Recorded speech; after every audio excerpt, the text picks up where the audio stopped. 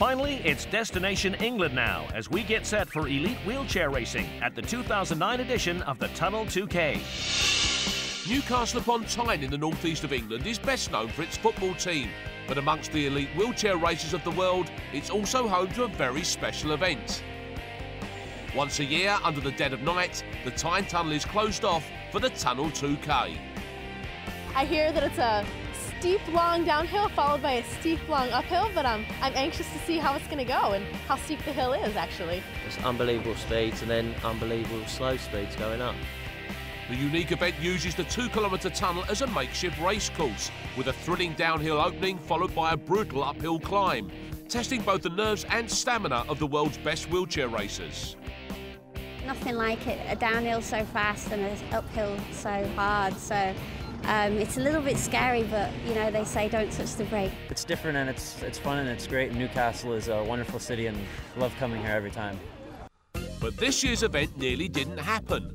The credit crunch meant that the organisers were facing a £50,000 hole in their budget. Luckily, some 11th hour finance from local investors put the race back on track. Dave Burdus, the organisers, worked really hard to make sure it's happened. There's a lot of companies that have been very interested in helping support the athletes. You know, we've brought athletes from all over the world to be here. You know, it's really important, you know, for wheelchair racing and for the North East. When we set out to construct this event, we wanted to give people something very different to look at. We wanted to show them what real athletes were about. And we're trying to dissolve the term disabled sport. This is pure sport. You talk to any of the guys here, and the vast majority will say it's the hardest race they do. You know, most of these guys race marathons, you know, 42 kilometres, but, you know, it's a really tough, challenging race, and it's just a lot of fun. The uniqueness of the race has ensured that it attracts the sport's big names. This year's field shared 26 Paralympic medals between them and boasted 3 gold medal winners from Beijing, including Great Britain's David Weir. This year's been an off year for me after Beijing. I've just took it easy and done the races that I wanted to do. But this time of the year, I've put in so much work that I feel fitter than I've been for a long, long time. With such strong competition on the starting line, the racers were all too aware that they would need to be at their best. You know, I think it'll be interesting. Shelley and Deanna are always tough competitors, and we tend to go back and forth quite a bit, so I'm really looking forward to seeing how it all plays out this evening. Josh is an up-and-coming athlete that's very talented. He's done well this year. I've probably got to watch him as well, to tell you the truth, and there's a couple of other boys from Spain as well, which are pretty good, so it's not just Josh, there's a number of athletes here that could win it. And so the race began with the 100-metre sprint to the opening of the tunnel. The racers were then treated to 1 kilometre of downhill, clocking up speeds of nearly 50 miles an hour.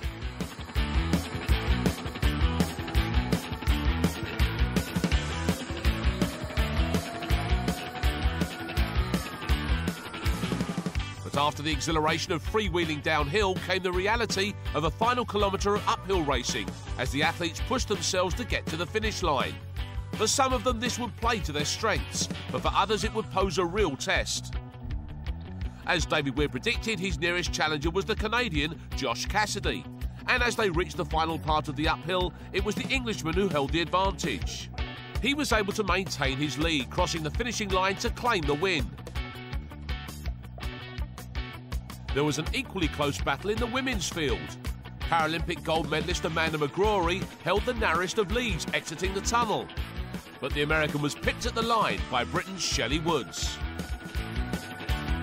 Yeah, no, it was a brilliant race. Amanda was brilliant at the end, and it was tough to kind of call who won it, but I was announced that I got it in the end, and no, it was a brilliant race, and you know, I was happy to win.